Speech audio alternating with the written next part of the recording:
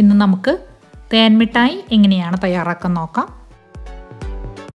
അതിനായിട്ട് ഞാനിവിടെ 1/2 cup idli rice 3 മണിക്കൂർ വെള്ളത്തിൽ കുതിർത്തിയെടുത്തിട്ടുണ്ട്. 1.5 ടേബിൾ സ്പൂൺ ഉഴുന്ന് 3 മണിക്കൂർ കുതിർത്തിയത് വേണം. 1/4 സ്പൂൺ ബേക്കിംഗ് പൗഡർ വേണം. പിന്നെ കളറിന് വേണ്ടിയിട്ട് ഓറഞ്ച് ഫുഡ് കളറും വേണം.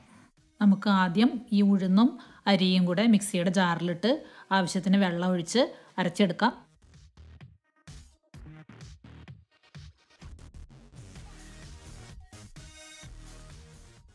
നമുക്കതിലേക്ക് ആവശ്യത്തിന് വെള്ളം ഒഴിച്ചു കൊടുക്കാം.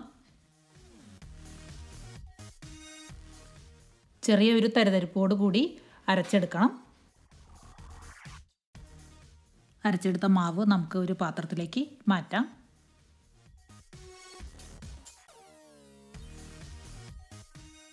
ദോശമാവിൻ്റെ പരുവത്തിൽ വേണം മാവ് അരച്ചെടുക്കാൻ. വെള്ളം കൂടി പോകാൻ ഇടയാകരുത്.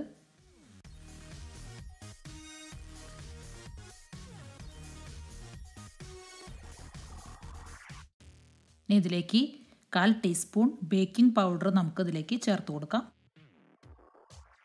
അല്പം ഉപ്പ് കൂടെ ചേർത്ത് നന്നായിട്ട് യോജിപ്പിക്കാം. നന്നായിട്ട് മിക്സ് ചെയ്ത് കൊടുക്കാം. ഇനി ഇതിലേക്ക് ഒരു തുള്ളി ഓറഞ്ച് ഫുഡ് കളർ നമുക്ക് ചേർത്ത് കൊടുക്കാം. ഇപ്പോൾ നമ്മുടെ മാവ് റെഡിയായി കഴിഞ്ഞു. ഇനി നമുക്കൊരു പാൻ അടുപ്പത്ത് വെച്ച് ഗ്യാസ് ഓൺ ചെയ്യാം. ഇനി പാനിലേക്ക് നമുക്ക് ആവശ്യത്തിന് എണ്ണ ഒഴിച്ചു കൊടുക്കാം.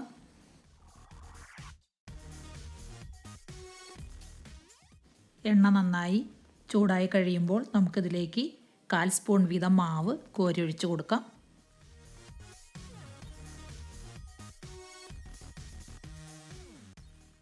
മാവ് കുറേശ്ശെ ഒഴിച്ചാൽ മതി. കൂടുതൽ ഒഴിച്ചാൽ ഉള്ള ഭാഗം വേവയില്ല, കൂടുതൽ കട്ടി ആയി പോവുകയും ചെയ്യും. ഇനി തീ ലോ ഫ്ലെയിമിൽ ആക്കണം.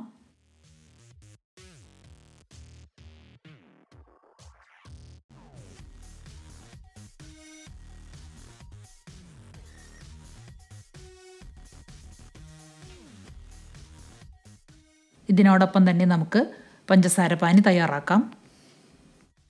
ഈ പാനിലേക്ക് 1 കപ്പ് പഞ്ചസാര ചേർത്ത് കൊടുക്കാം. ഇതിലേക്ക് 1/2 കപ്പ് വെള്ളം ഒഴിച്ചു കൊടുക്കാം. ഗ്യാസ് ഓൺ ചെയ്ത് നമുക്ക് പഞ്ചസാര പാനി തയ്യാറാക്കാം.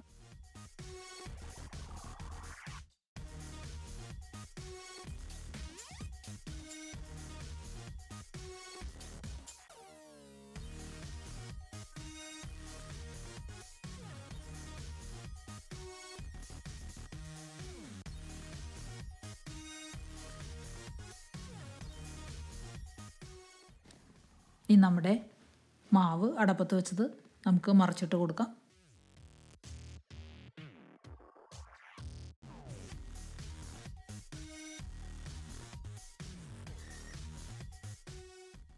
ഇത് ഒരുപാട് മുരിഞ്ഞ് ക്രിസ്പി ആവാൻ നിൽക്കണ്ട.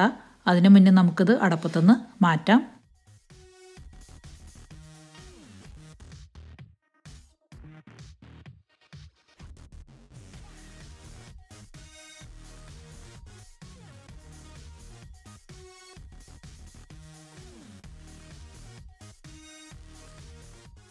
നമുക്കിതെല്ലാം എണ്ണയിൽ നിന്ന് കോരിയെടുത്ത് പഞ്ചസാര പാനിയിലേക്ക് ഇട്ട് കൊടുക്കാം.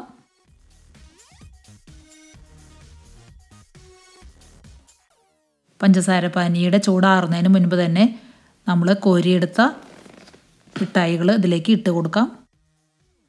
10 മിനിറ്റിന് ശേഷം നമുക്ക് ഈ മിഠായികളെല്ലാം പാനിയിൽ നിന്ന് മാറ്റാവുന്നതാണ്.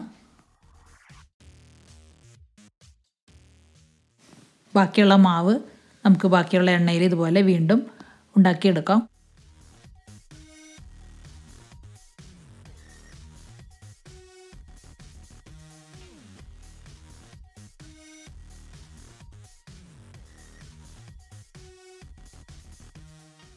പഞ്ചസാര പാനിയിൽ നിന്നും എടുത്ത മിഠായികൾ നമുക്കൊരു പാത്രത്തിലേക്ക് മാറ്റാം. ഇനി ഒരു പ്ലേറ്റിൽ കുറച്ച് പഞ്ചസാര എടുത്ത് നമുക്കിതൊന്ന് കോട്ട് ചെയ്തെടുക്കാം.